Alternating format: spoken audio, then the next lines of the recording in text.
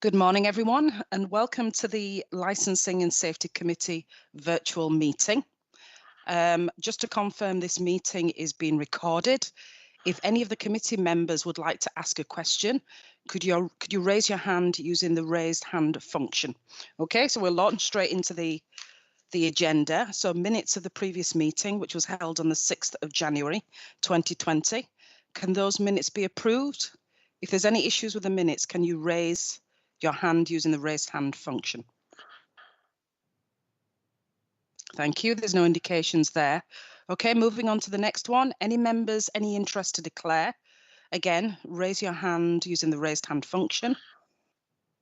And if you do have any interest to declare, please complete the form on page 5, which is in the bundle. Okay, admissions of the public. It's being webcast and live streamed, so everybody can watch it. There are no petitions or deputations today, are there, Jenny? No, Chair. Lovely. There is, in terms of questions by members of the public, there is one question. I will read out the question and respond to that question. So the question is from Mr. Atif Mukhtar, and he asks, with the Lockwood Road plans, taxis have been excluded from using the bus lanes. Hackney carriage taxis have been asked for years about the use of bus lanes in Kirklees. At the moment, we are allowed to use some, but not all bus lanes in Kirklees. We are frustrated with how we are being ignored. We have been given various reasons for years. The main reasons were not enough money. Kirklees Council are now investing millions of pounds into our town centre and surrounding areas. I'm sure it wouldn't hurt to invest a small amount into Kirklees Hackney taxis and the trade. Kirklees Highways have said they need to hold meetings with West Yorkshire Combined Authority regarding this matter, but every council in the West Yorkshire Combined Authority allows taxis to use every bus lane except for Kirklees. Coming back to the Lockwood Road plans, wouldn't it be a better idea to include taxis in the bus lanes plan before any work starts? But not only including the taxis in the bus lane on Lockwood Road, you are simply moving the taxi problem to another street, effectively the same problem back to square one. I'm giving Manchester Road as an example. We did ask for taxi use on the bus lanes at the planning stage, but didn't go through. Now during rush hour traffic, our taxis get held up in the traffic, costing our customers a lot more as our meters still tick over in waiting time. We are asking for Hackney carriage taxis to be allowed to use all bus lanes in Kirklees. So thank you, Mr. Mukhtar, for the question. I know this has been raised previously at trade meetings, and I'll be asking the officers to liaise with highways on this issue, and then in due course the licensing officers will provide a formal response. So thank you for the question, and please look out for the formal response in respect of that. So launching straight into the agenda items then, moving to agenda item 7, which is in relation to the Hackney Carriage Unmet Demand Survey 2020. Russell, could you outline the report for us? And we also have a presentation from Ian Millership from the Licensed Vehicle Survey and Assessment. Russell, can you introduce yourself as well, please? Thank you, Chair. Yes, Russell Williams, Operational Manager for Public Protection. I have oversight of the licensing service. Thank you, Chair. This item relates to the Council's Unmet Demand Survey. We carry out an Unmet Demand Survey in relation to Hackney carriage licences every 3 years. The last survey was conducted in July 2017, where the committee resolved that there should be no increase in the number of Hackney carriages in line with the best practice guidance from the Department of Transport. This 3-year survey has been conducted again.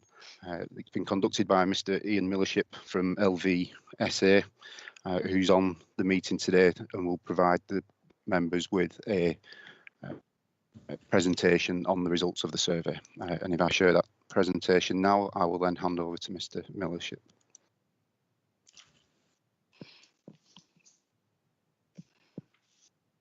Can I just confirm with members that they can see that? Yes. Yeah. Okay. Well, Mr. Millership, if I hand over to you, and if you just let me know when you're ready to move on to the next slide, and I will move the presentation on.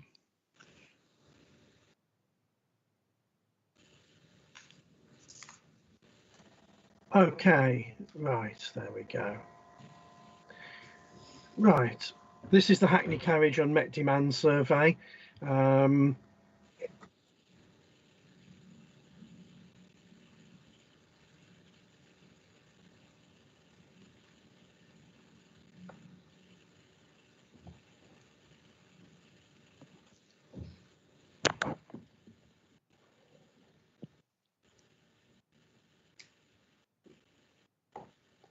Ian, I think you've gone on mute.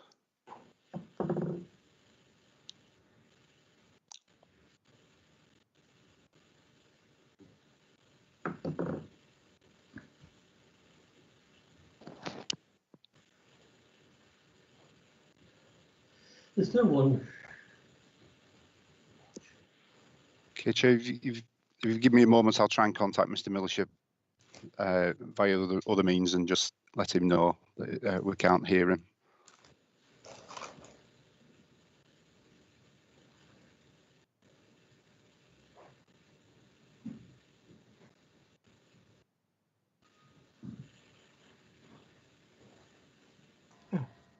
Hello, can you hear?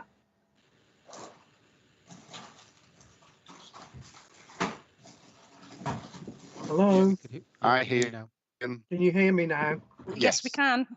Right, for some reason it went back, I was muted again. Right, okay, I've got that ready.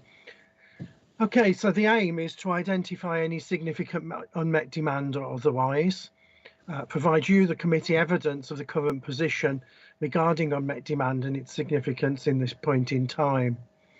And we put a note there that all the evidence was collected as far as possible in advance of the impacts of the pandemic. Unfortunately, key stakeholders, we hadn't begun. We did attempt to contact people, but none responded during the time available. We did get the driver returns back while the pandemic was on, but we had asked for them to tell us about how things had been for the time when we actually did the rank work. And in general, we found that people did that, so that was very.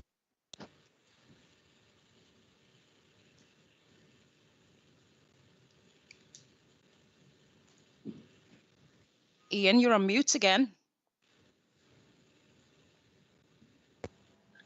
Right. There we I go. don't know why it does that. Here's the study timetable. We undertook the work between January and March, the middle of March. Rank observations were the middle of March. You were actually the last authority that we managed to do surveys for before the lockdown occurred. On-street interviews were undertaken very early in March, and the driver survey was once we completed the rank work until the middle of May. The key stakeholders, as I said, we consulted them but got no response. Next slide, please. This is just to give you some definitions of the different within the report. Hackney carriages are vehicles that can be taken from a rank, hailed or booked. They have more regulation on the basis that it needs to protect the passenger who has to relate to the vehicle they take. They can't make a choice. The aim is they take the vehicle that's there and therefore they need to be protected from that. Private hire vehicles can only be booked. Many of them now use apps, allowing much more immediate booking, often based on where the vehicle is in regard to the person. They have less regulation because the passenger there always has a relationship with the company that they're dealing with, so they know who they're dealing with. For drivers, any driver can drive any Hackney carriage or private hire as they choose. Neither private hire vehicles nor dual driver numbers are limited, nor can be. It's only Hackney carriage vehicle licences that can be limited. Next slide, please. Wheelchair accessible vehicles are those that can carry a passenger travelling in their wheelchair. There are a range of those types, but all have to be approved by local conditions. Not all of them, in fact, very few of them are London style, and certainly not all can take every wheelchair. Wheelchairs have grown in size and weight, and some it's just not legal for a vehicle to take it, even if they could fit in. And wheelchair accessible vehicles can exist in either your hackney carriage or your private hire fleet. The term unmet demand is defined by us as when someone arrives at a rank and there is no hackney carriage that could be available for immediate hire. It excludes times if you get to the queue of vehicles and you just waiting for a vehicle to move up. That we call geometric delay. That's not a shortage of vehicles, that's just a factor of how the rank is working. Next slide, please. Significant unmet demand is basically when you've got a level of unmet demand whereby its reduction can only be achieved by adding extra hackney carriage vehicles.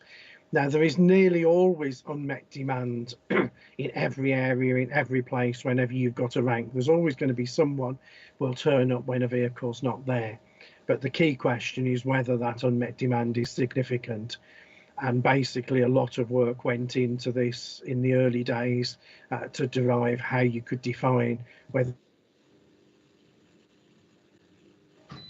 latent demand is something that's not as easily observable. It's basically where people change their behaviour because they can't get a vehicle. A court case has defined that there is a measurable component of this, and they're basically, that comes from a question we ask in our public survey: have you ever given up waiting for a hackney carriage at any place? And then we check whether or not that person has given up at a real rank in Kirklees, or if they've misunderstood the question. Often, even though you've been very clear, people will still say, yes, I gave up waiting at my home. And I don't think many people have ranks outside their houses. So we check that and just make sure and calculate a proper latent demand factor. Next slide, please. At the time we did the rank work, there were 222 hackney carriages. Private hire numbers in the background were still increasing strongly. The drivers, which are all dual in your area, were growing strongly since 2009, although at the time the survey was undertaken, just in advance of the pandemic, driver numbers had begun to drop. Just to point out that the graph in the report doesn't show anything beyond the survey date. We have just had the latest national statistics that give data to the end of March 2020 from the Department for Transport, and that actually shows that around the country most licensed vehicle statistics were showing good growth up to the end of March. In fact, I read a quote from someone that said that January and February 2020 in London had been the best kipper season that they'd had for years. So in some respects, the trade wasn't in a bad position in advance of the pandemic across the country. And I think, as I'll show you from your report, you're fortunate to have a report immediately before everything happened. And I think it did put the trade in a good light, in a strong position for what was coming. Next slide, please. We looked at 421 hours of rank observations immediately before the impact of the pandemic.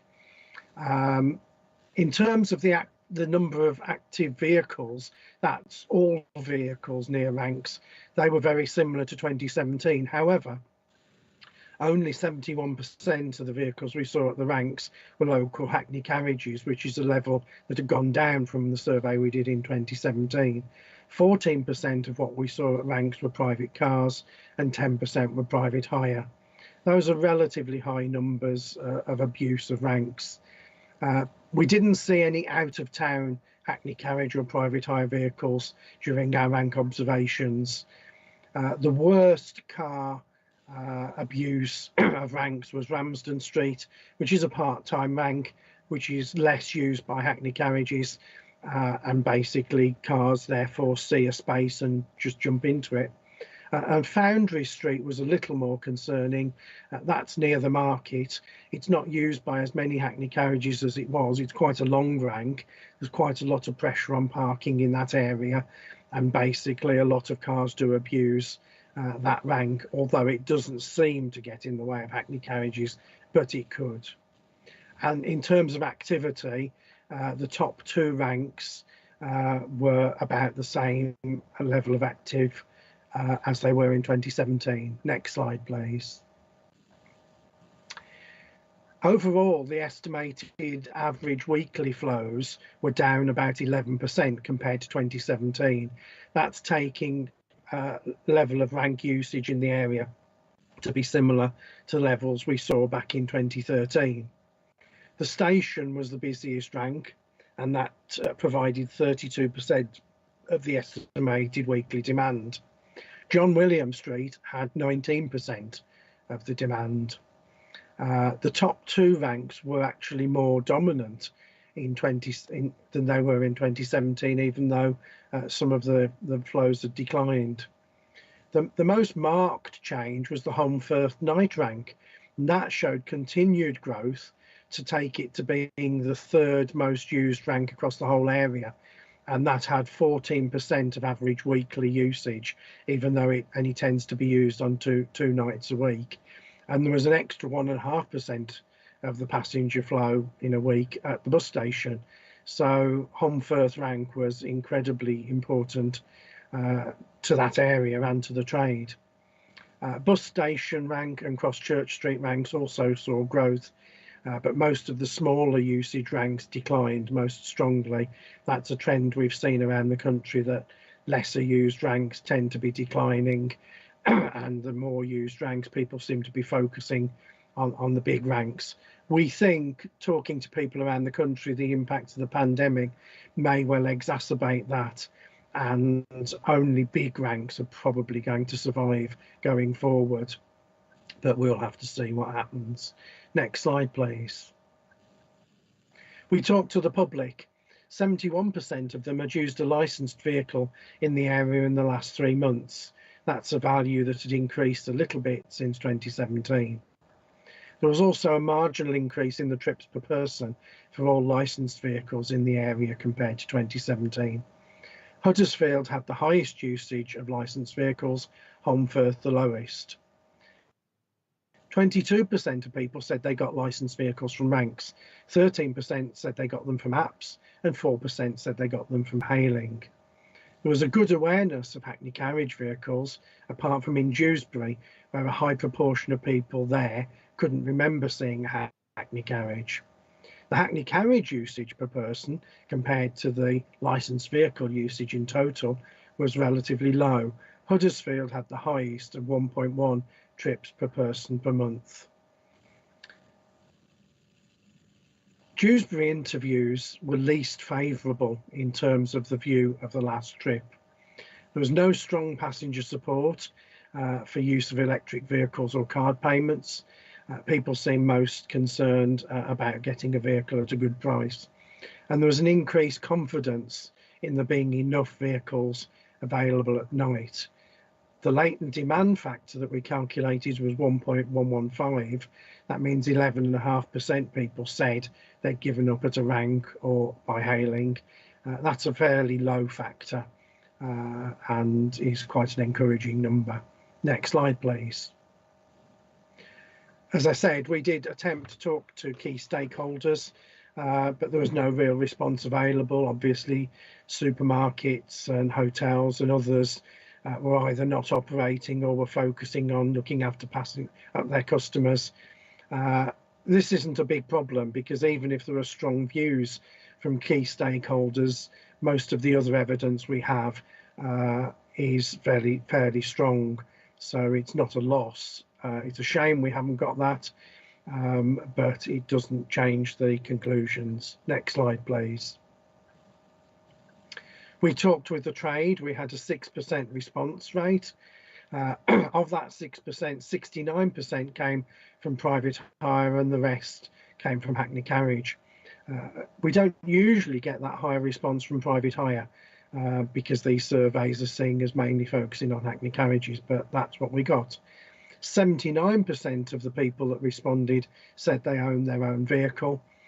Quite a high percentage, 17%, said they chose when they worked to avoid disruptive passengers. So that's reducing the vehicles available to the public. So if you wanted to deal with that issue, it would increase the number of vehicles at no cost to whatever. Half of the hackney carriage fleet accepted pre-bookings. That did include the hackney carriage radio operations that exist, but it also included a national app for which some of the hackney carriages seem to work. The three top ranks that the trade said they served were the railway station, John William Street and the bus station. We were particularly asked to check what happened when people found a rank full, and 23% said if they found a rank full, they'd just proceed to the next one. 15%, however, said if they found a rank full, that their choice would be to go home. They wouldn't go and try and find another one. That suggests there's quite a bit of pressure on rank space. 74% of those responding supported the retention of the vehicle limit. Obviously, because there's a high proportion of private hire, a lot of those supporting the limit are private hire, which is something we're seeing around the country more and more.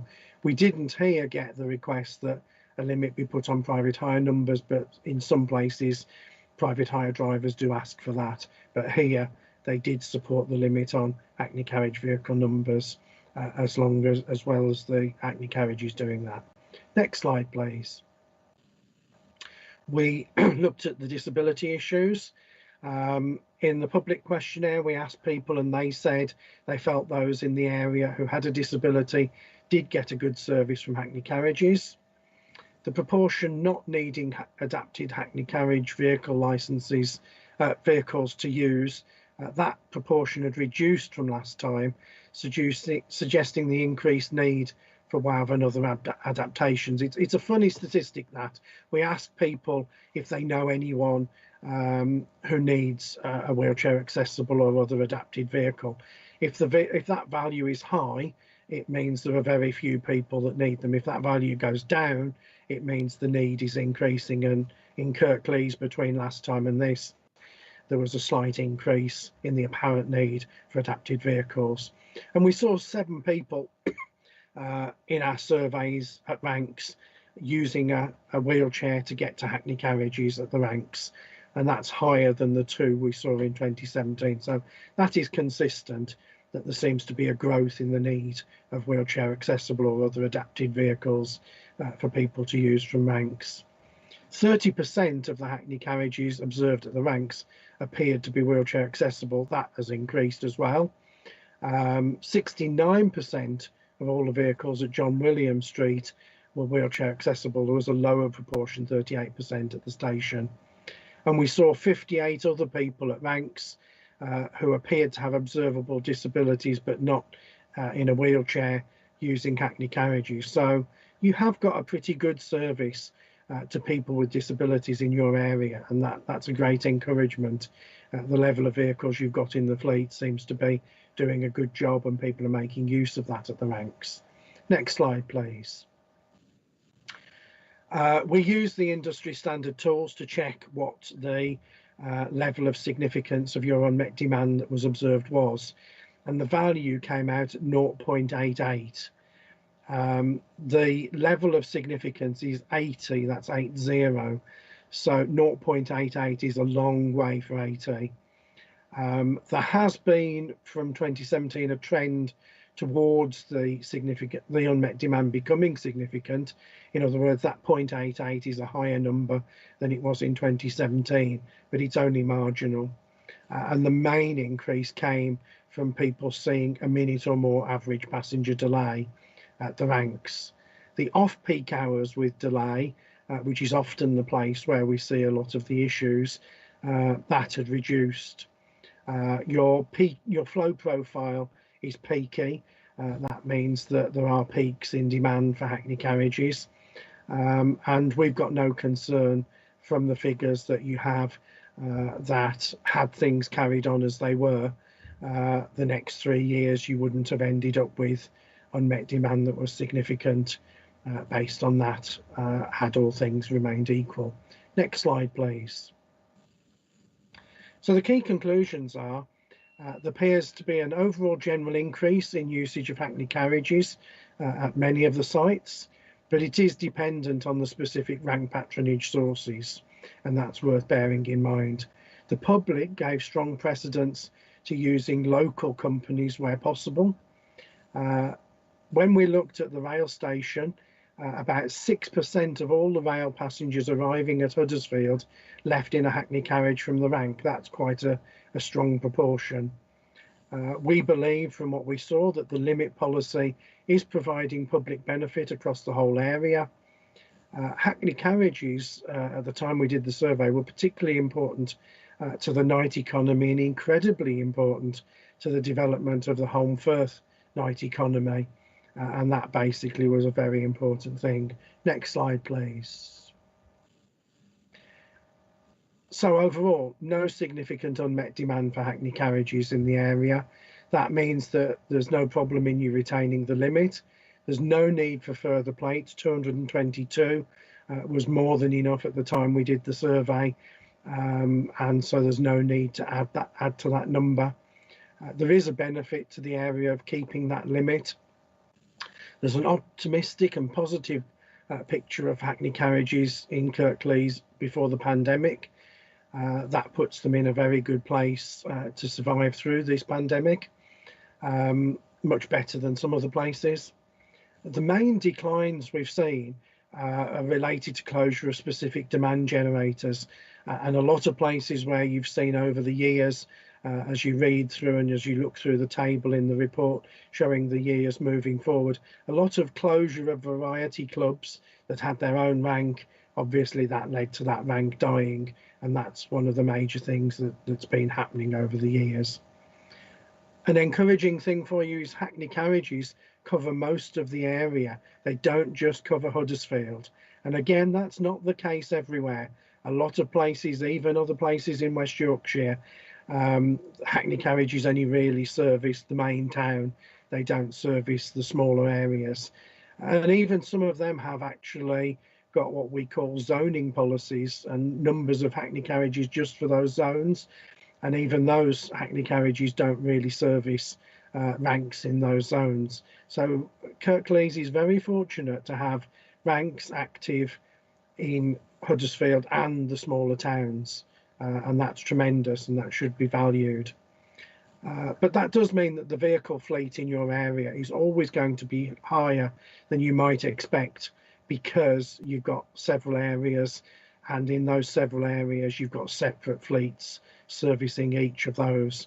The only place we really saw fleets moving about was people flocking over to Holmfirth to make sure that demand was met at night, because there's very little hackney carriage demand in the daytime in Holmfirth, but people went from various parts of the borough over there to meet that demand, which was great.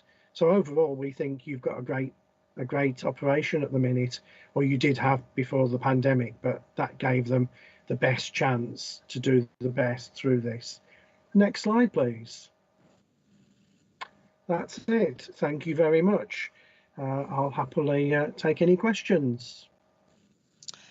So if anyone has any questions or comments, please raise your hand using the raised hand function. Am I echoing? Can anyone hear an echo? You are echoing. Mohan, you have a question? Yeah. Thank you, Chair. I think it's a very good presentation by the officer. I don't know. It's two voices coming in my headphone, I think. Yeah. Can you hear me? Yes, that's better. Oh, yeah, better now. Yeah.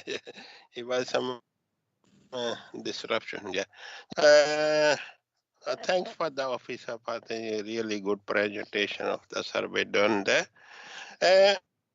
With regard to unmet demand. Yeah, I don't think we can increase the number of license to meet the unmet. We already got 222 license running at the moment, and I think the limit is 235. I don't know why the other plates are not used 13. There's a difference between 222 and 235. So 13, I don't know where the 13s are. Yeah. Uh, Chair, I go around in town most of the time, not in this pandemic period, but I've been isolated last 8-9 months now. But I used to talk a lot to the taxi driver. But some taxi driver, they work 24 hours a day on busy weekend or when the busy time. And some don't work 24 hours and on quiet days like Monday or Tuesday or Wednesday, they only come to work on busy day and they stay home at the time. I think it's not fair. Some driver regularly come to provide service to the community, and some stay on. They only come busy time.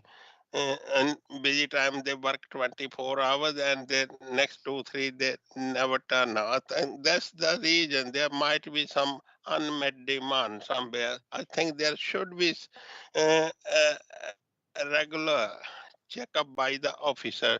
The taxi Hackney carriage taxi driver regularly come to the work or not.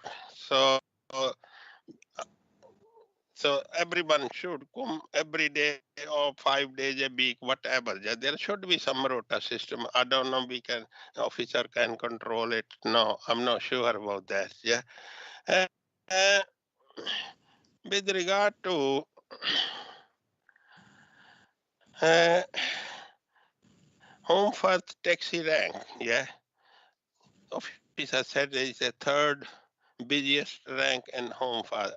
This taxi rank was approved only a few years back, I think 4 or 5 years or something, against the big opposition from some members, yeah.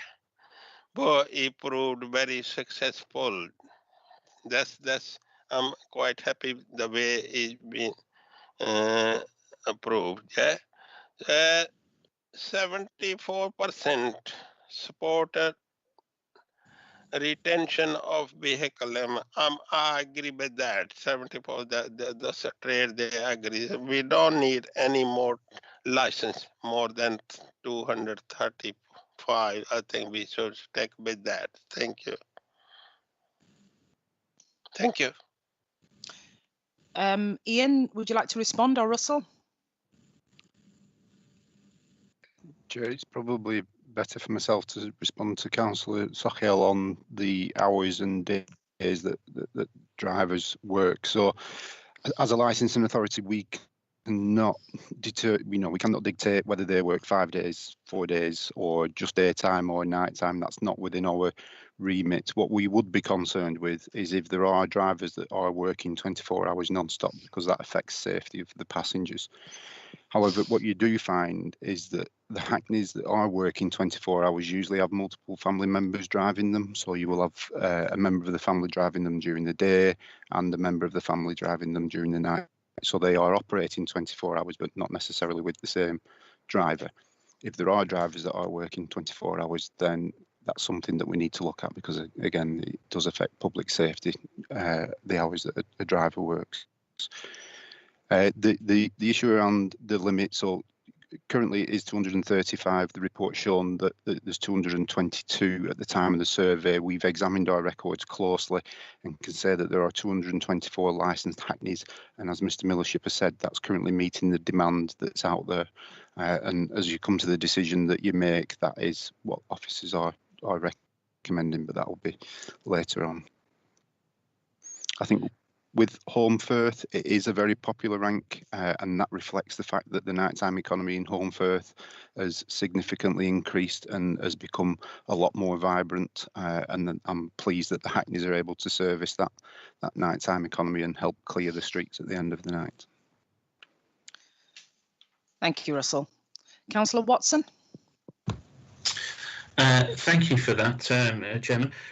The first point that I would make is that I would effectively echo what Russell's just said there. If there are Hackney drivers, or indeed any drivers that work in 24 hours a day, I think we probably ought to be quite proactive in bringing that to the attention of the authorities. I know I personally have raised issues of mobile phone usage in licensed vehicles and also speeding, which have been dealt with very effectively. So I would agree that, and I'd encourage Councillor Sokal to take that to Russell and his team, because my experience is they do a good job of enforcement. I've been through the detail of this report, and there's a couple of points that come out that I find quite interesting. The first is that I note on page 13 of the actual report, page 31 of the agenda, it says that Kirklees has chosen to utilise its power to limit Hackney carriage vehicle numbers, so far as the authors of the report are aware, since 1974. So we've been doing this for quite a long time. And if we look at page 20 of the report, this opens with a review of the policy and legislation, sorry, page 2 of the report, but page 20 of the papers. And what it says is the legislation around licensed vehicles and their drivers has been the subject of many attempts at review. The limiting of Hackney carriage vehicle numbers has been a particular concern, as it is often considered to be a restrictive practice and against natural economic trends. And the current BPG, in fact, says most local licensing authorities do not impose quantity restrictions, and that the department actually regards this as best practice. So what we seem to have here is a position whereby Kirklees, it's acknowledged that it's not best practice to restrict the number of licenses, and yet Kirklees has done this since 1974. And the bit that I couldn't find anywhere in the report really was any explanation as to why we do that. The whole report, we undertake this exercise every 3 years from what I can see, and we spend a lot of time and effort and money in carrying out surveys to see whether there is any unmet demand. So what we're effectively doing is we're imposing a restriction on the number of licenses that we don't need to impose, and in fact is clearly stated as not being best practice. And then, having imposed that restriction, every 3 years we spend a load of time and effort to see whether by imposing that restriction we are creating unmet demand. So the bit that I don't understand about all of this is why we impose the restriction in the first place, when that is not considered to be best practice. And if anybody can help me on that, then I'd be grateful for that. Ultimately, we're asked to consider 3 options here. To continue to limit the number of Hackney carriage vehicle licenses, the first option. And if we're looking, and that's the recommendation, but again, I would say, why would we want to do that? Why not just let people have licenses if they think there is demand to be met? If there's no demand, they won't apply for the licenses. So we include all that bureaucracy where we don't need to. The second option is to release licenses for WAVs and electric vehicles. But again, I don't think we need to go there, because actually, if we look at option C, which is the lifting of quantity restrictions altogether, it seems to me that that's where we should go. We should take option C, because that's clearly stated in the report to be the best practice anyway. And we should only avoid doing that if there is a darn good reason to do otherwise and to limit the number of licenses. So at the moment, that's the option that I would go for, remove the restrictions, because nobody, certainly nowhere in this report, nobody has advanced a cogent argument to me that would justify limiting licenses in the first place. Thank you. Is that the full extent of your question? Ian, maybe you could respond first. I mean, obviously, I wasn't in Kirklees in 1974 when the decision was first made. Things have changed a tremendous amount, as you'd be aware, since 74. And my understanding would be that in the days when the decision was first made, most authorities around the country actually limited the number of Hackney carriages. And in one sense, that decision has been there since then, and once you put something in place, sometimes it has a head of steam, and it remains. And yes, you're right. The best practice guidance, which actually is now over 10 years old and actually is due for complete revision, but who knows when, that does say that, in their opinion at the time of writing that report, that having limits, having restrictions wasn't best practice, and that people should consider and think why that's the case. Now, I work around the country looking at what happens with operations of hackney carriages with and without a limit. Now, my job obviously is to meet the brief that I'm given.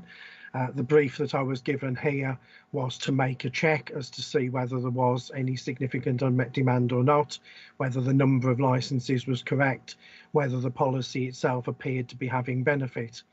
And my conclusion from my national experience is that, compared to having a policy of no limit, I believe that Kirklees is benefiting from that policy of restricting the number of vehicles. There are many reasons for that, but my main aim and my main requirement was to say, is the number of vehicles you have correct at this point in time? And if you go through the best practice guidance, it makes it clear there are two parts to the decision. The first is the one that you've asked about and said, how did that come about, which is it right to limit or not? And the second one is, having made that decision, is the number correct? This report tells you, yes, if you've made that decision, the number is correct, but it also gives some hints as to why I believe that decision is correct. Why do I believe that decision's correct for Kirklees? Because I've actually seen what happens in other authorities where limits are removed, where there's no restriction of the number of hackney carriages. And it often means that a lot of people think that the trade is a cash cow and is a place you can make lots of money. And so a lot of people enter the trade trying to make money. Their thoughts are not for the customer. The customer doesn't benefit for some while. Maybe eventually the customer benefits. We have seen that for Liverpool, when they deregulated, the real benefits, the disbenefits happened for about 5 years after they took the limit off, with the trade basically not focusing on the customer at all. They were just focusing on making sure they could all get to where they could get a passenger. And after about 5 years, things settled down, and after 10 years, there perhaps was a benefit, but then the disbenefits started to creep in, and they put a limit back in Liverpool, and they've kept that ever since. So in essence, yes, I can see where you're coming from, but there have been a lot of other reports other than the best practice guidance that have looked at what the benefits are, including the work that was done by the Law Commission. I recommend that you go and get a copy of that Law Commission report and read through the benefits and disbenefits of limitation that are included in there. And there are a lot given there. It would take me too long at this meeting to explain them all, and I could happily do that afterwards. But suffice it to say, my view is that your limit is doing a good job for you. It is a benefit, and I think that it should continue, particularly at this time. You need to support the people that have been there, out there, helping everybody right through the pandemic, by not allowing others to come into the hackney carriage market at this point in time, and just support them with that. And I think they will repay you for that support. I don't know if you want to say anything further to that, Russell. You might know a bit more of the history, but maybe not. Yeah, like yourself, Ian, I wasn't around when the first limits were put in place in Kirklees. It is a matter of policy as to whether we restrict or not. That option's always been open to committee every time they consider these reports, and the committee have chosen to, retain that limit. What I would add to what Ian has just said around the reasons for limiting is that the Hackney carriage trade are ambassadors for the town. They are at prominent places as you enter the borough, so at railway stations, at bus stations. The vast majority of those people that are in that trade take pride in what they do and the service that they offer. By unlimited, removing that restriction, there is a risk that you will water down that pride that takes place. And as Ian says, you will just get people coming into the Hackney carriage trade just because they think it's a cash cow. Whereas now, the people that are in that trade take pride in what they do and are, like I say, ambassadors for the borough. But it is an option on the paper for members to delimit. It would require further consultation quite widely and with the trade, and a further report coming back to members. Thank you. Councillor Watson, have you got a supplementary? Yeah, there's just a couple of points that I would raise on that. The first is that to say we're doing it, we're going to carry on doing it because we've done it since 1974, and we don't really know why we did it in 1974. I don't think really takes us much further forward. The second point was that there seems to be a suggestion that the reason we have limits is for the benefit of the drivers. And again, they've served us very well through COVID, and therefore we should protect them and so forth. No, we are here for the benefit of the people of Kirklees, the customers. We are here to deliver a service that is the best possible for the customers, and I struggle to see how, in any way, restricting the number of vehicles can ever be against the interests of the customers.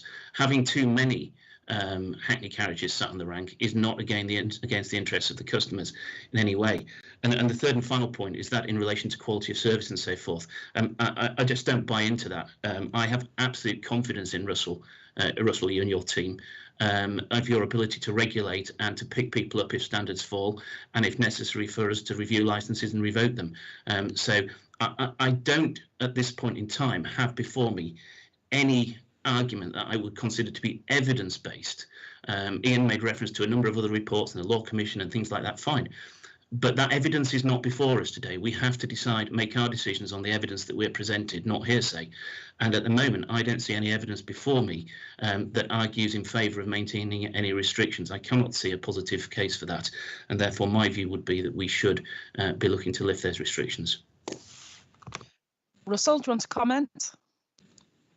Chair, it's a matter for the committee as to whether you accept the suggestion from Councillor Watson, and that's for yourself to put through to the members of the Licensing and Safety Committee. What I would say is that if members are minded to do that, that we keep the limit as it is for now, but do a further piece of work with a further report coming back to committee as to whether we do actually delimit. Okay, Councillor Homewood. Thanks, Chair. Just a question on one of the other possible options in terms of wheelchair access in electric vehicles. So as part of the report presentation, I understood sort of comment on wheelchair accessibility was that actually that's provision is there and seems to be being used. Isn't necessarily any evidence that addition is required there. But it seemed that on terms of electric vehicles, there was reference to the fact that it wasn't necessarily that important to consumers who were looking obviously at price, which makes sense. But I'm just trying to understand from our position, in terms of things we've passed as a council around climate change, what lens have we put on that here? Because obviously if we increase to include more electric vehicles now, presumably that will increase in the future the number of electric vehicles and environmentally friendly vehicles in the fleet. I notice in the report there's a section on climate change which says it has no, this report has no impact on climate change, but potentially it does, doesn't it? Because we're talking about a recommendation around electric vehicles. So I'd just be interested to understand from the council's perspective what kind of consideration we've given around electric vehicles, and have we considered that impact on our sort of climate change obligations? Thank you, Councillor Homewood. So the trade and environmental health have had initial discussions around the use of electric vehicles, and the trade, both Hackney Carriage and private hire, are not against purchasing electric vehicles. It's more around the infrastructure that's in place at the moment, and that's something that we need to work with environmental health around charging points and where they're located. So it is on the agenda for both the trade, the service and environmental health, and we are in talks with each other around how we can increase the number of electric vehicles on the fleet. But at the moment it is difficult because of that infrastructure and where they can charge those vehicles, the length of journeys that they can do, but it is something that is on our agenda. So are you saying if we went with option, looked at option B, that actually we wouldn't really be able to deliver that currently? So it's not a viable option. We could deliver it. We would have to look at how many plates we could potentially issue, where those charging points are, and we'd have to work with environmental health on that. So it is an option where we could say we will issue 10, 15, 20 extra plates, and we would want them to be an electric vehicle. We would just have to look at how we manage the introduction of those plates in line with the infrastructure that's in place and what's potentially planned for infrastructure. Okay, just one other thing. So are you saying that if we were to sort of agree to option A today, what does that mean? Can we still take that action forward, or do we then just put it to one side until 2024, or is this? Are you saying that's an ongoing piece of work that you're doing? No, again, that's a matter for committee. If you wanted to keep the number but instruct officers to look and produce a further report 12 months down the line, that isn't a problem. The DFT guidance says that if you are going to restrict surveys should be done every 3 years for unmet demand. That doesn't necessarily mean we cannot review that decision during that 3-year time period. Thank you. Councillor Davies. Thank you, Chair.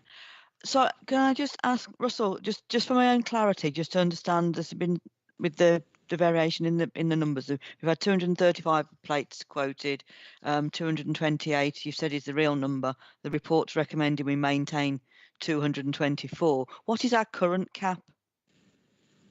We believe it to be 235, which is what the starting point was before Mr. Millership's report, and that's been the common number that we've worked to certainly since I've been in post. What Mr. Millership's report has highlighted is that there has been discrepancies over the years in the figures, and therefore that's prompted us to look at our system and look closely at how many vehicles are actually licensed, and that is currently at 224, which is why the report is recommending that it's set, if you are setting a limit, that it's set to 224. So if I understand it correctly, sorry, we do have the limit is, we believe the limit is currently set at 235, yes. But we currently have 224 plates in operation. Yes. So demand isn't actually taking us to the top of our limit anyway?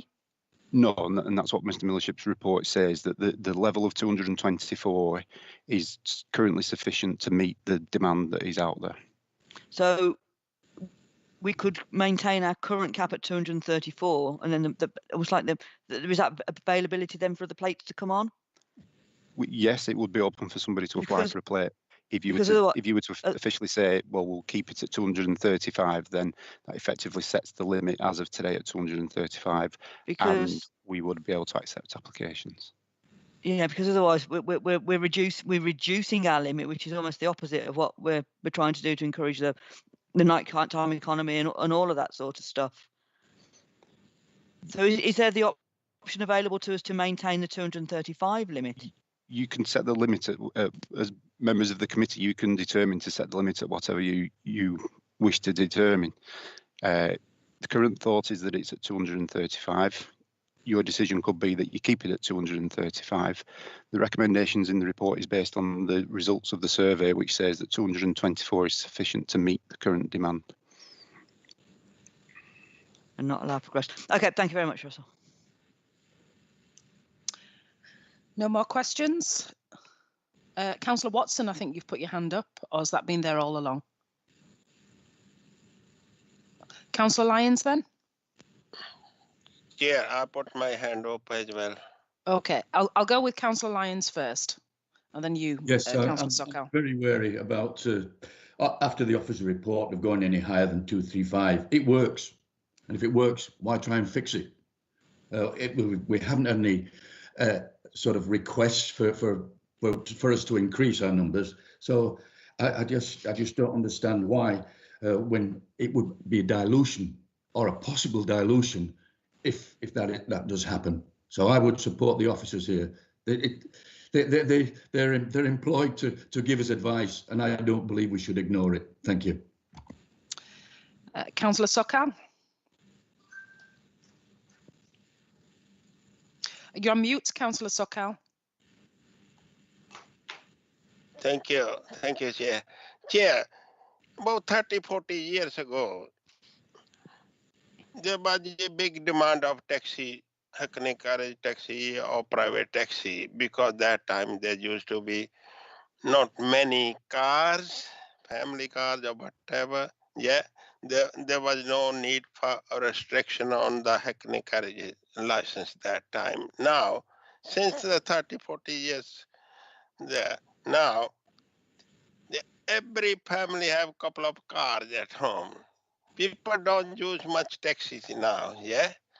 So if we don't put any restriction, I think we will be putting Hackney carriage taxi driver off, because they won't get much business to run their taxi on there. So that's the why we heard on the report 235 and 225 for region operation. Still 11 tax licenses are available. So there is no need to put any to left restriction on there. So I think it's a benefit for the both side, for the public and for the Hackney carriage driver. We keep the limit to 35 recommended by officer. Thank you. Okay, so I'm going to move to the vote I agree now. with Terry line. Yeah. Okay, Russell, you've got your hand up. Yeah, thank you, Chair. Just one other thing to mention as well, that if members are looking to increase numbers, it's not just a case of just increasing those numbers. We also need to look at rank provision and how much rank provision there is, and we'd have to look at that in light of the blueprint and everything else, because if the numbers are increased, then they have to be able to rank somewhere. So they go hand in hand around rank provision and the numbers of hackneys that are licensed. Okay, so let's move to the vote then, everyone, if there's no more questions or comments. So I propose that we follow the officer's recommendation, that members first of all note the report and note the survey, and that members agree to the Hackney carriage vehicle licence remaining at 224 as indicated in the report. Can that be seconded by anyone? 235, yeah, I think. 224. Russell, is that correct? 224? As officers, we're recommending that the limit is set in line with what the report says, which is 200, with what the report from Mr. Millership says, which is 224. The current thought out there is that it's currently at 235. Thank you. 235 current one, yeah. Yeah, so set at 224. So it looks like it's seconded by Councillor Homewood and Councillor Davies. So we'll move to the vote then. Can people vote by indicating? Chair, could I just ask?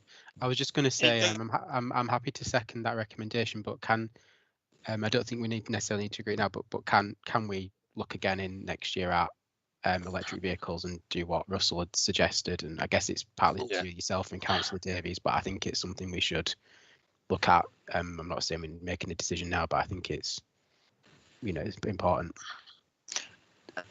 Yeah, I mean, I second that. That's a great idea, Russell. Could that be something that could be looked into when you report back to us on that? Yes, certainly, and I can report back at a later date on the findings of that. So thank you. I'll be keeping limit to 35. Yeah. 200 already. Yeah. Russell, do you want to respond to that? It's a matter for yourselves, councillors. The current thought is that the limit is 235. However, the report from Mr. Millership is suggesting that 224 is sufficient to meet the demand that's currently available. So the and officers are recommending that you set the limit to 224, which would reduce it by 11 to what the current thought is. Right, should we move straight to the vote then? So if you're voting in, Councillor Davies? Sorry, I think you've got me down as seconding the 224 recommendation. Your hand's still raised. Yeah, sorry, I was trying to say I'm in support of 200. I don't think we should be reducing it. I think we should be maintaining. If our officers think it's 235, we should be maintaining it. Let's move to the vote then. So Councillor Home would second that and ask for additional work to be done. So we'll move to the vote then. So all those in favour of the officer's recommendations, can you raise your hand by using the raised hand function?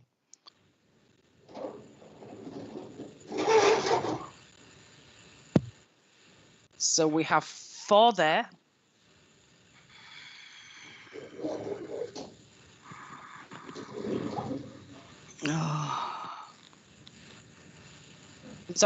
So 4 people have voted for it. Councillor Iredale, myself, Councillor Sokal, Councillor Davies, and Councillor Lyons. Councillor Lyons, you are flicking on and off, so that's 5 out of the 8. So that's carried.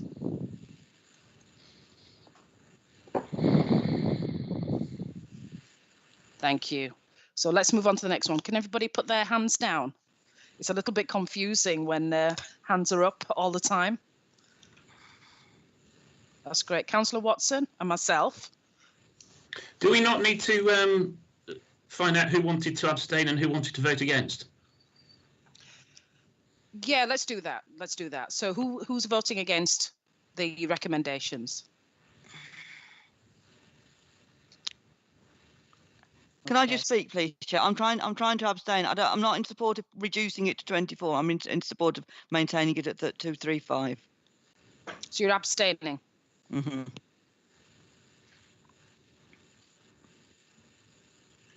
Okay, thank you. Right, so let's move on to the next agenda item then. So agenda item 8, which is a licensing update from Russell in relation to the trade. Councillor Watson, can you put your hand down? Thank you.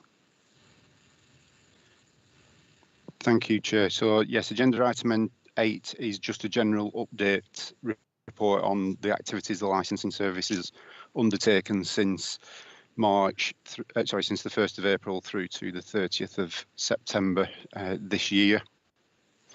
As you know, the overriding aim of the licensing service is the protection of the public. That doesn't matter which license we issue, that is our primary concern and flows through everything that we do, both in policies, procedures and enforcement. The first activity I just want to update you on is around hackney carriage and private hire.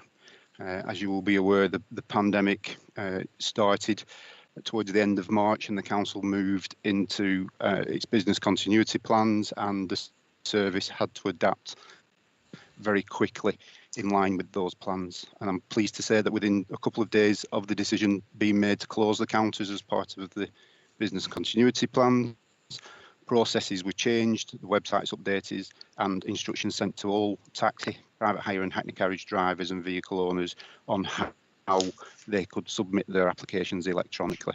Moving to that process has enabled the service to maintain the issuing of licenses for existing drivers during these very difficult times. We were able to contact approximately 200 licence holders at short notice who had appointments booked and scheduled in. We offered them one-to-one advice on submitting their applications electronically. As we know, there are issues around IT with some of the trade. Some of the trade are not IT literate, so we were able to guide them through that process.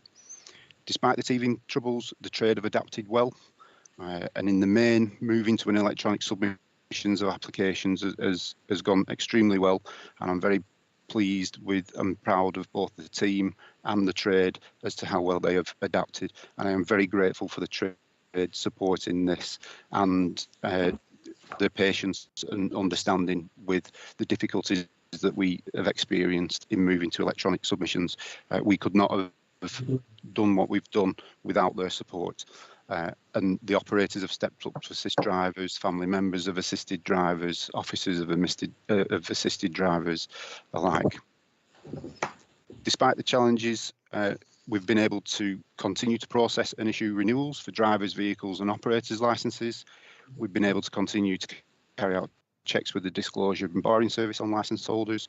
We've been able to work with colleagues in fleet services to ensure vehicles are still tested and that they are safe to carrying passengers. We've been able to communicate changes via licensing web pages, and as we've moved electronically, that communication has become easy because we now have email addresses for drivers where we're able to send out electronic newsletters. We've still carried out enforcement action, we've investigated complaints, we've inspected vehicles that we've had issues with, but inevitably, given the restrictions that are in place, we have had to make some changes. So we had to stop new drivers' applications, and we are still not in a position at the moment to accept those applications. The main reason for this is around the medical side of things. So a driver needs to be medically fit to hold a licence, and with GP surgeries still not in a position to be able to conduct Group 2 medicals, we're still not able to issue those new licences.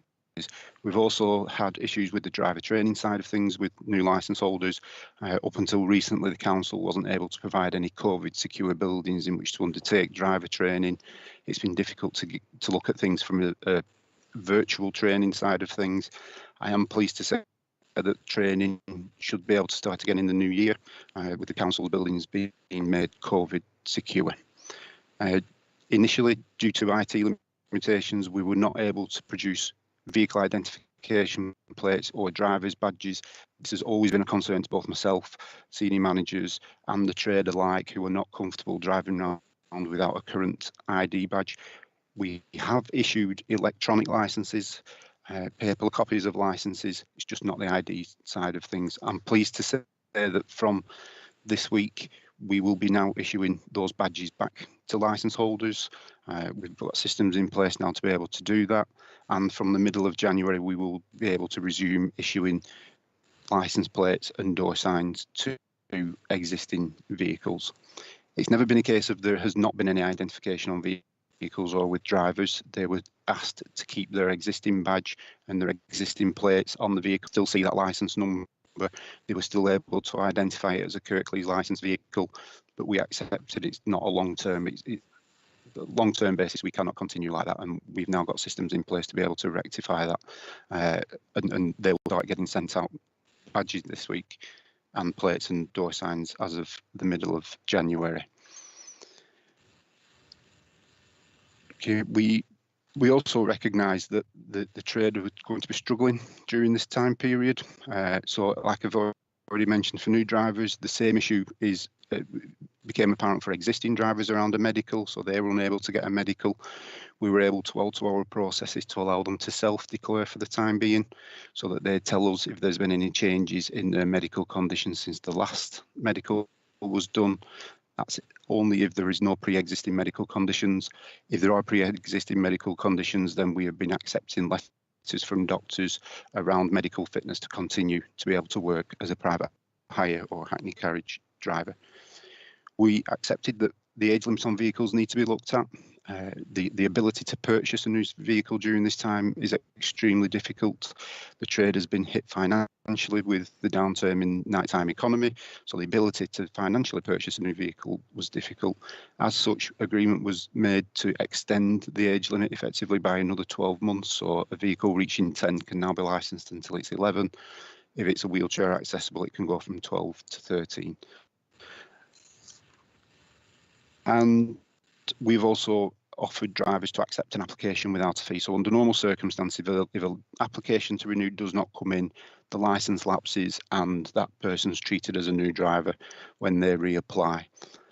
We couldn't continue with that side of it. That isn't fair on the drivers. Some of the drivers didn't want to work because of the risks associated with COVID. Some of them weren't in a financial position to be able to continue or pay for the licence. So what we agreed was we would accept those applications without a fee.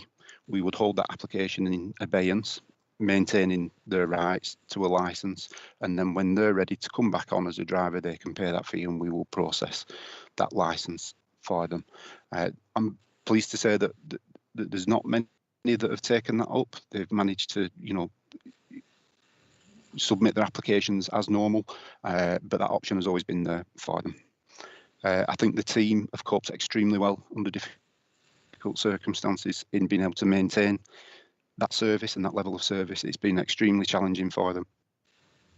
And like I said before, I'm very grateful for what they've been able to do at short notice and the assistance they've been able to provide the trade. And as I've said previously, I'm very grateful for the trade for their patience and understanding in this during these times as well. You'll see it at paragraph 2.11, the number of licences in force at present or at the time of the report. So Hackney carriage vehicles is 224. We have 2,896 dual drivers, 147 private hire operators, and approximately 1,988 private hire vehicles. At 2.12, you will see a comparison from the same time period last year to this year to the number of licenses applications that we've received. And as you can see, that there has been some reduction. Some of that is due to COVID and people not wanting to come into the trade or wanting to have moved out of the trade, but we are still seeing a high level of applications coming in. At 2.13, we've managed to provide the committee, which has been requested in previous meetings, statistics in relation to the testing of vehicles. I'm very grateful to Fleet Services for being able to provide those figures to us. As you can see, that between April and September, the percentage passing is around the 60-65%, and the percentage failing sits at 30 to 35%. And we've also managed to separate out those figures between the George Street testing station, which is over in Dewsbury, and Vine Street, which is based in Huddersfield. You'll see on the Vine Street that April was extremely low numbers that was tested. That's due to leave at that time.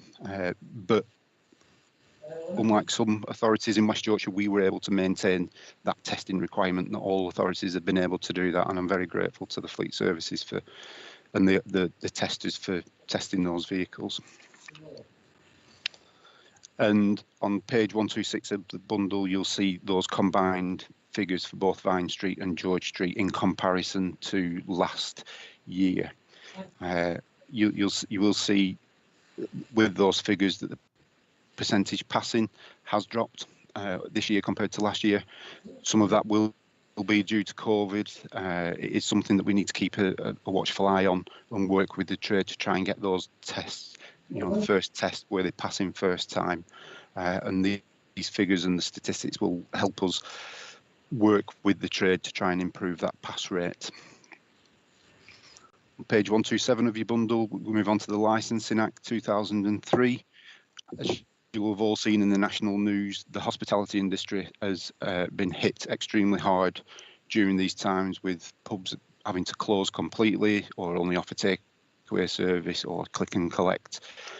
We have approximately 1,600 licensed premises in Kirklees, both pubs, clubs and takeaways. We did hope that in July there was some glimmer of hope with restrictions being lifted, and that people would start revisiting premises. However, it's been very difficult for the pubs to operate from the 1st of July with the guidelines and the restrictions that have been in place.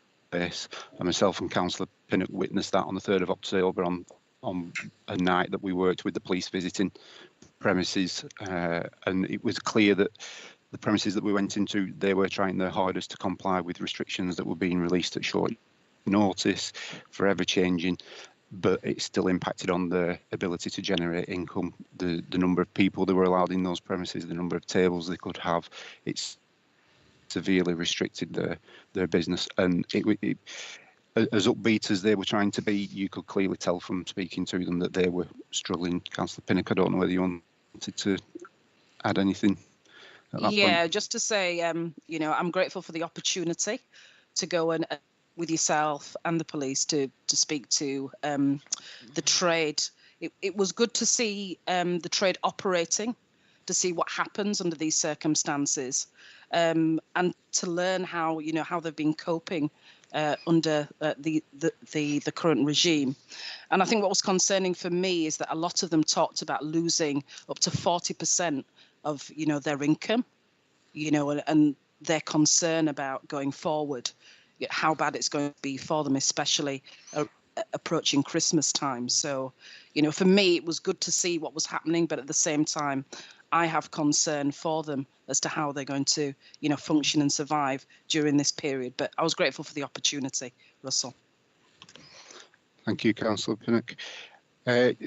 Despite the pandemic, we have seen applications coming in, and I'm pleased to say that in the last week or so, those applications have increased. My seniors who were on the meeting today will testify to that we have seen an increase over the last week or so of the number of applications for new premises coming in, which is encouraging, both from a regeneration of Kirklees point of view, but also that people are still seeing the hospitality industry as a viable business to be in going forward, especially now that you know the vaccine's been rolled out. It's good to see those applications coming in.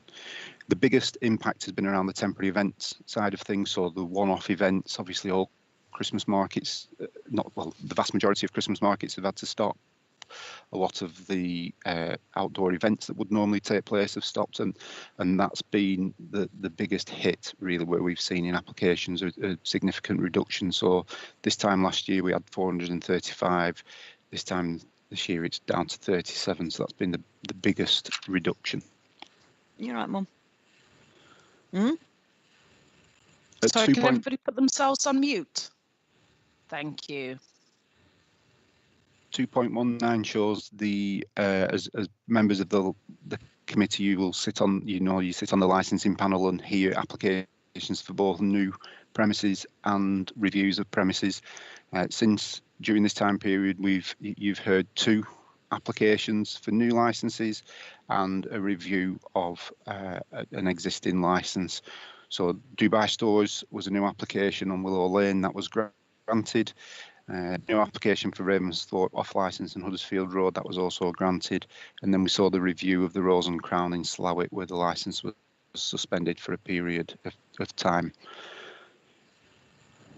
Service has also had to adapt to new legislation being released by the government in relation to pavement cafes. As you'll have seen on the news, the government wanted hospitality businesses, to be able to utilise outside spaces to increase their capacity. And get more people in. We were able to adapt to that and implement those changes at short notice. I can take no credit at all for that. I was on leave. It was my senior officers that implemented that in that time period, and I came back to it all running nice and smoothly. So I'm fantastic. It involved us working closely with internal and external partners, highways teams, the planning teams, local councillors, the town centre regeneration team, town centre board. We were able to work with those and get that legislation up and running and processes in place very quickly. During the pandemic, we've worked closely with environmental health on inspections of premises to make sure that they are operating as they should be during this time. We've undertaken proactive joint visits in the town centre and the districts and some of the busier areas, and the whole of public protection, I have to say, has worked tirelessly to keep businesses up to date with the ever-changing regulations and have been there to support those businesses. And it isn't just licensing. The vast majority of that work is sat with environmental health officers. They continue to be extremely busy during this time, advising businesses and visiting businesses. But the partnership working between both teams has been fantastic to see. So that's a quick whistle-stop tour of the activities that we've undertaken between between the 1st of April and the 30th of September. Thank you, Russell. Any questions? Thank you. I think I'd like to take this opportunity, Russell, if you can carry it back to the team, to say a big thank you for all the hard work. So the licensing team and the environmental health team for all the hard work during this difficult time, and also to the trade as well.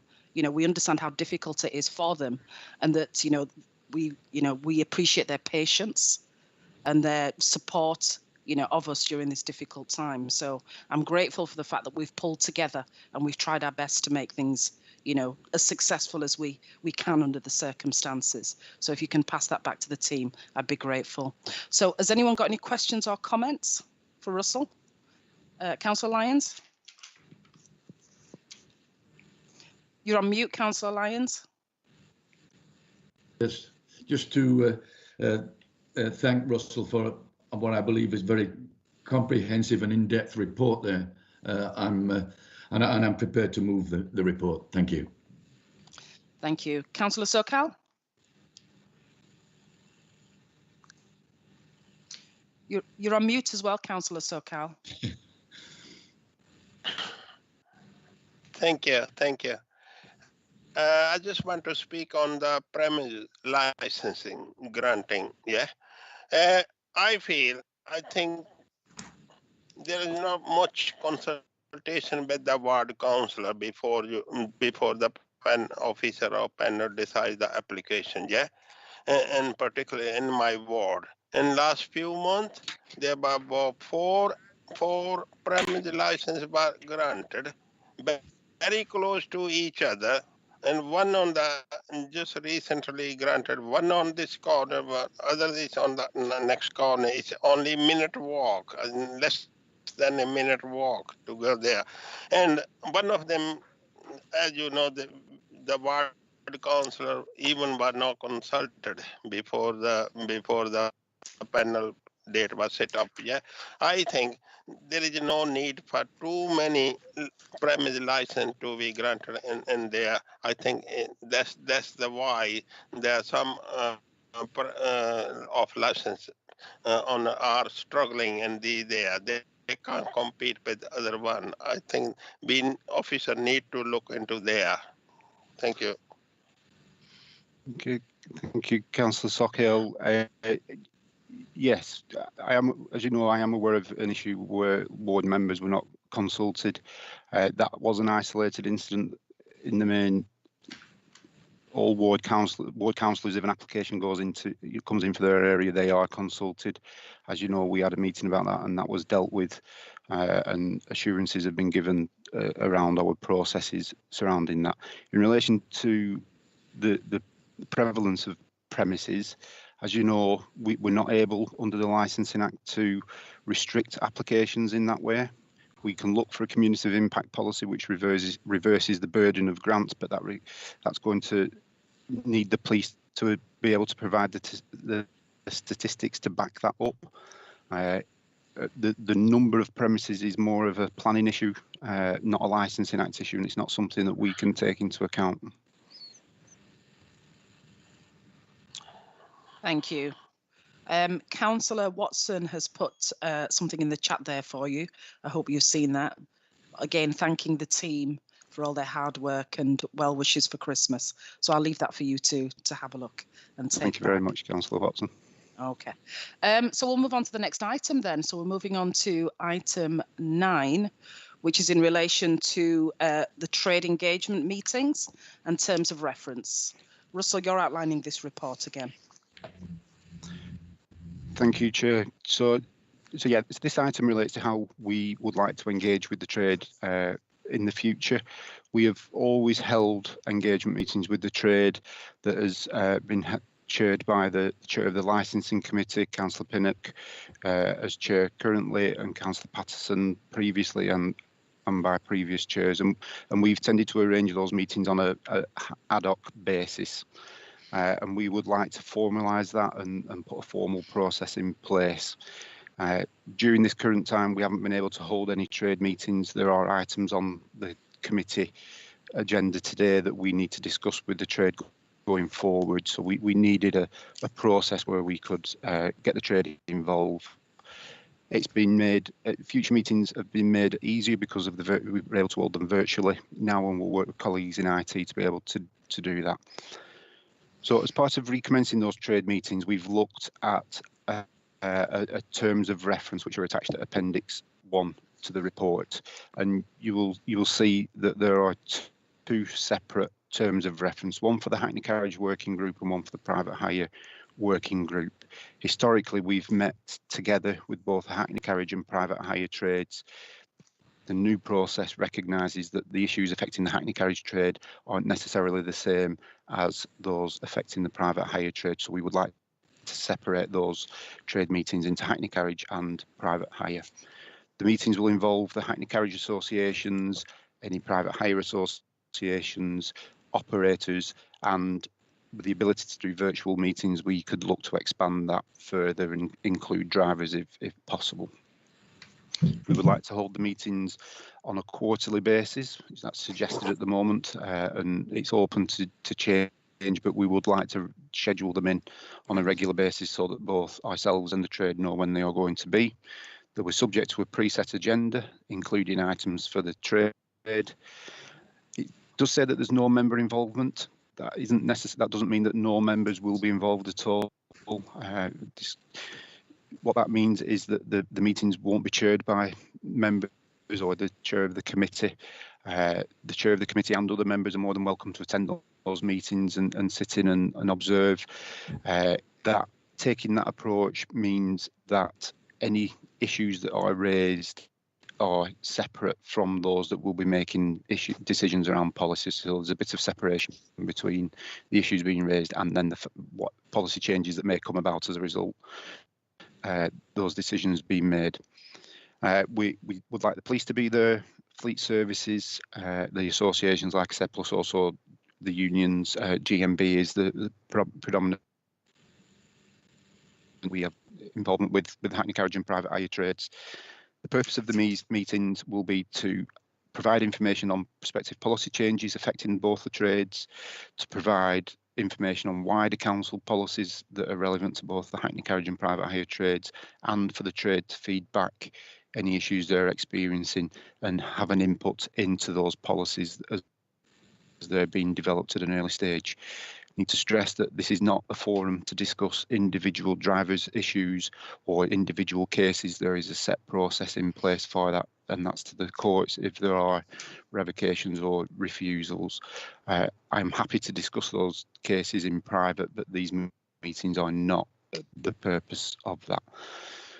And what we're asking is that members have a look at those terms of reference and approve those as the way in which we will engage with the trade going forward, and we're seeking your approval for that. So any questions from members? Can I just put one, please? Yes, you didn't raise your hand, but yes. Sorry, yeah. Russell, my comment would be that this seems, if it makes your life and the life of the other officers easier and more efficient, then absolutely spot on, and I'd be more than happy to support it. There's just one question of detail that I had for you, really, which is, if you look in terms of reference for the Hackney carriage and private hire, sorry, for the private hire working group, just the private hire group, which is on page 136, it says that the meetings will involve private hire operators and recognised private hire driver representatives.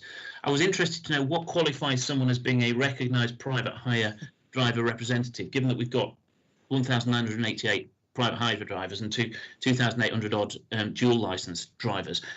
Is there in place a sort of formal representative structure amongst all those drivers, or is it really going to be a case of somebody just stepping forward and saying, I'm here to represent the drivers? And if that's the case, how do we verify that they are actually representing the views of a majority, or indeed any drivers at all? So yeah, it is a concern, and it's something that we need to address. So presently we have, in the meetings that we've had previously, we have had a number of individuals that say they represent drivers, and we ask them who they represent and they provide that information. And we do want to look to formalise that, and we work with the chair on how we do that, but we also want to work with the trade on how we formalise that. We don't want just the service imposing something saying this is what a trade representative is and should be. We want to work with the trade to develop that criteria. Thank you, very helpful. Thank you, Councillor Watson. Any other questions from anyone? No? Okay, we'll go straight to the vote then. So the recommendation is that we vote in favour of adopting the terms of reference put forward in relation to engaging the trade. Can that be seconded? Anyone willing to second that? I'll second that. Thank you, Councillor Lyons. So all in favour then, can you raise your hand, please?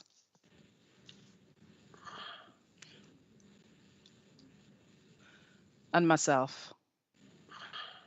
Lovely. Thank you. So that's carried. All 4. Okay.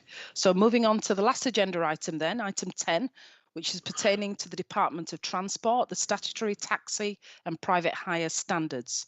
Russell, can you outline this report, please? Certainly, Chair. So on the 21st of July 2020, the Department for Transport published its statutory taxi and private hire vehicle standards. These have been long awaited. We've been promised them for a number of years, and they've been released following extensive consultation by the DFT and following a number of high profile incidents and issues relating and highlighting the risk to members of the public. The standards reflect the significant changes within the industry in recent years and lessons learned in relation to safeguarding children and vulnerable adults. The guidance is introduced by way of the Policing and Crime Act, and that made provisions for the Secretary of State to issue these statutory standards or guidance.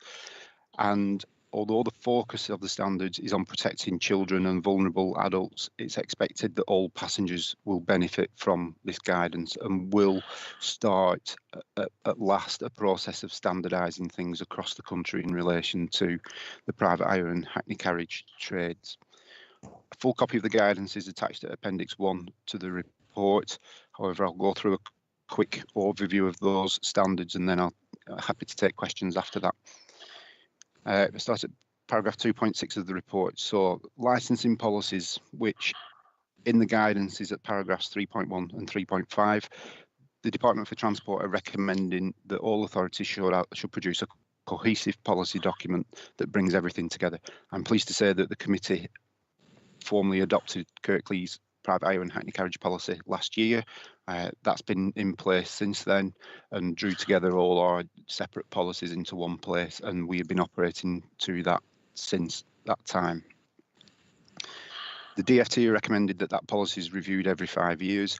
Obviously, in light of this guidance, we will now, we're asking members for approval to review our existing policy. Moving on to the second point, which is duration of licences, which is at paragraph 3.6 and 3.7 of the guidance. And this recommendation is really reminding local authorities that the default period for a licence is 3 years.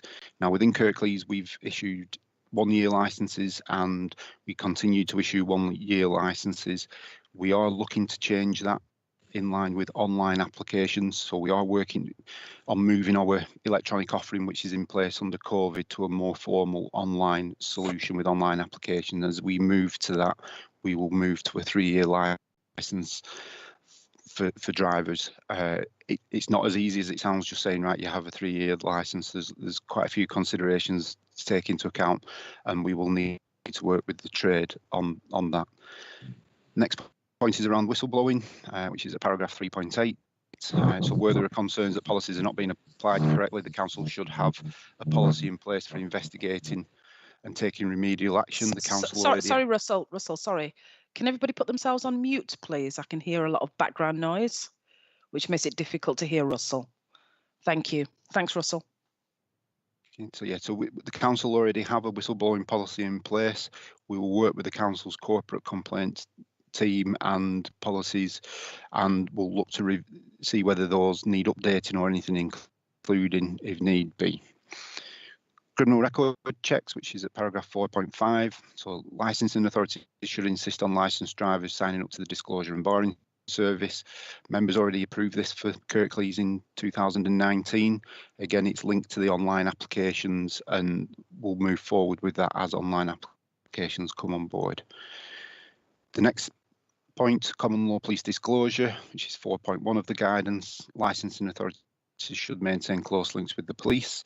We're quite fortunate in Kirklees that we have 2 police licensing officers based in service.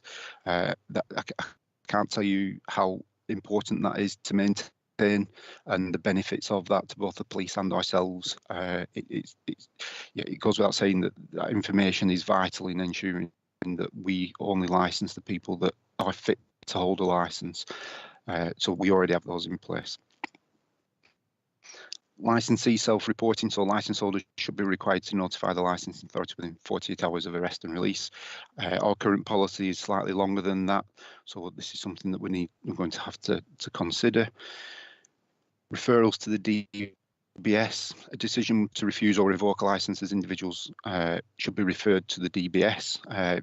This is something that we are going to have to look at. There is a process to refer to the DBS, and it's something, like I said, that we are going to have to look at implementing. Working with the police, so action taken by the licensing authority as a result of information from the police should be fed back to them. We already do that. As I said, we have 2 police licensing officers in service, so it's relatively easy for us for that flow of information between ourselves and the police. We should share licensing information with other local authorities, in particular using the National Anti-Fraud Network. Again, this is something that the DFT are recommending. It's not in place at the moment. There are GDPR concerns around that, and we need to work with the information governance team on that side of the recommendation. There's also a recommendation that links are established with the multi-agency safeguarding hub. We've got details of those, and we are starting the process of engaging with that. That may sound like there's a concern that we don't have that link with them. We already have several links with the safeguarding board, with the council's local authority designated officer. So I'm confident as a service that we have established links to ensure safeguarding is a top priority, and establishing those links with the MASH team is just another spoke in that wheel for obtaining and passing on information. Overseas convictions, so at paragraph 4.3 of the statutory guidance, licensing authorities should seek or require applicants to provide a certificate of good character. We already asked for that from applicants. Paragraphs 5.1 to 5.7 covers the regulatory framework and decision making and training, and the recommended convictions policy.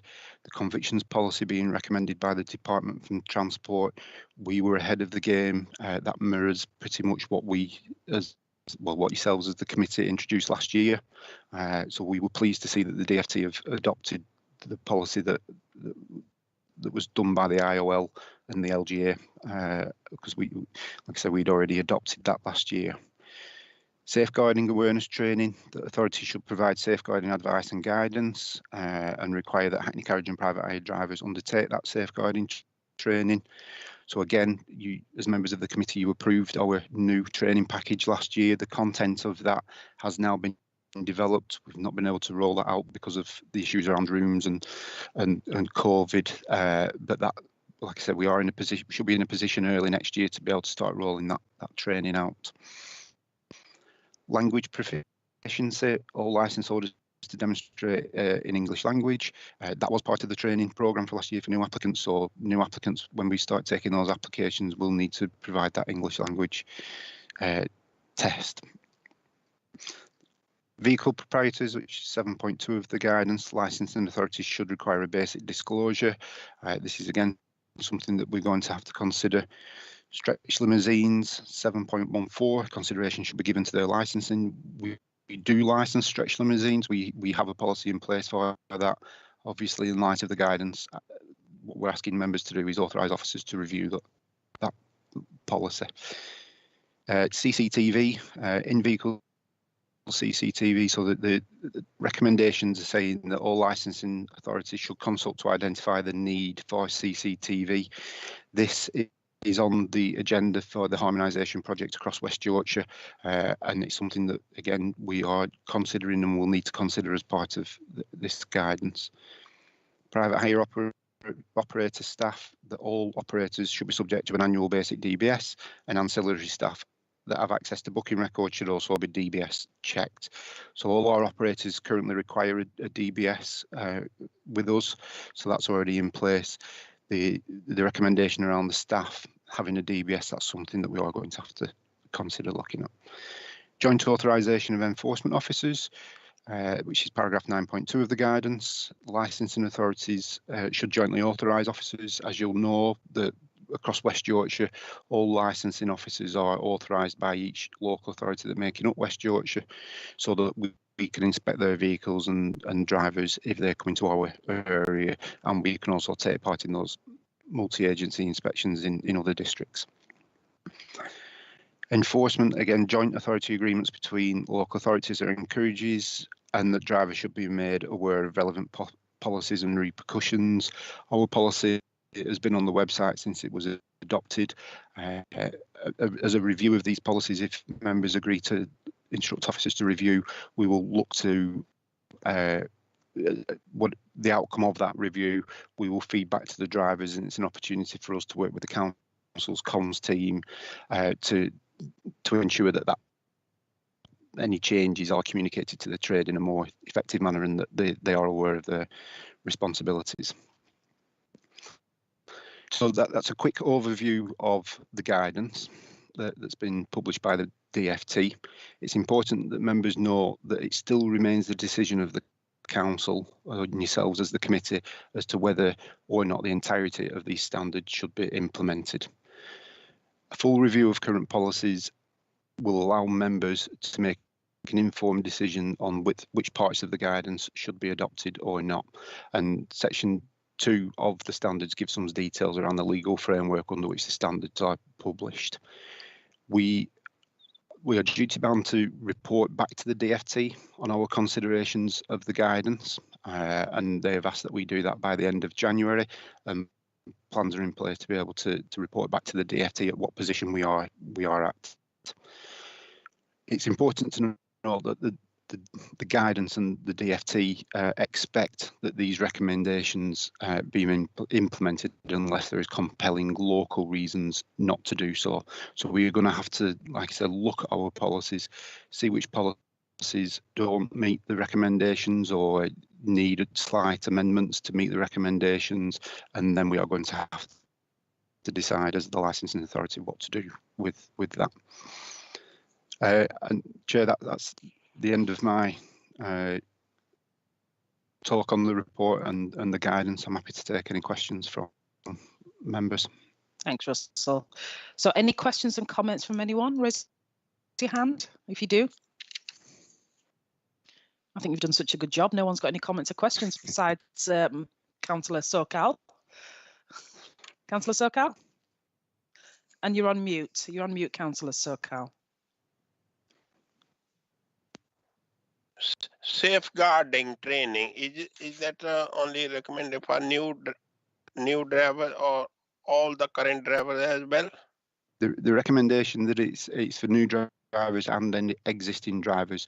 Like I said, last year, I think it was June last year, the committee approved our policy that all drivers, existing drivers, would undertake refresher training every 3 years. Yeah. And like I said, that's likely to start in the new year once we're in a better position with rooms and everything else that we can do. No, that's good. I agree with that. Thank you. Councillor Watson. Thank you. Russell, the expectation seems to be that we will implement all these recommendations unless there's a darn good local reason not to do so. And from what you were saying, it seems to me that we're actually ahead of the game on quite a lot of these things. We already do it. So it doesn't strike me that there's that much work for us to do. Is the intention to implement or to look at this in June 2021 driven by the time, a critical analysis of how long you and your team need to do the necessary work? Or is that being driven by the fact that we have a meeting scheduled in June? And if so, my following from that would be, can we do it any quicker? And then if necessary, call an extra meeting just to deal with that? We did look at whether we could look at this earlier. I need to update you on another matter which I might as well bring now. So I've, as you may have noticed, my title now is operational manager. So I've moved on from licensing manager. We have Fiona Goldsmith on the meeting, who's the new licensing manager. So Fiona doesn't start until February. So we've had to factor that in, that we need to look at these policies. We've got a change in staff coming in, and that's driving the timescales more than anything else. And even though we are ahead of the game, there are still some significant changes been proposed were not, and we are going to have to engage with the trade on that early stages to get their input into those changes and run through the guidance with them, and that's what's the main factors in the timescales that are being proposed. Okay, thanks. That's helpful. The point I was making really was I wouldn't want the good work that you're doing to be held up by us not getting together a meeting. No, it's purely so that we can do a thorough review of policies, staffing changes. That's driving the timescales. Great. So let's move straight to the vote then. So we're voting on the report and the statutory taxi and private hire vehicle standard, that we've noted that, and that officers are instructed to commence a review of policies, and that the results of the review are presented to members at a meeting in June 2021. Can that be seconded by someone? I know Councillor Watts, you've already got your hand up. I'm not sure if you're still seconding. Yeah. Councillor Lyons is seconding that. And then we'll go straight to the vote. So are we voting? How many? Who's voting in favour of that? So we've got Councillor Lyons, Councillor Watson, Councillor Sokal. Unfortunately, Councillor Homewood and Councillor Allison have had to leave. Sorry, I'm trying to vote myself. So Councillor Lyons, you've gone. Are you voting? There's 1, 2, 3, 4. I thought you'd already 5, counted. 5. Yep, lovely. So that's a full house. So I think that's it. I think it's a wrap. So thank you, everyone, for attending the meeting. If I don't see you, have a lovely Christmas, and we'll see you in the new year. Take care. Same to Thank you. everyone. Cheerio.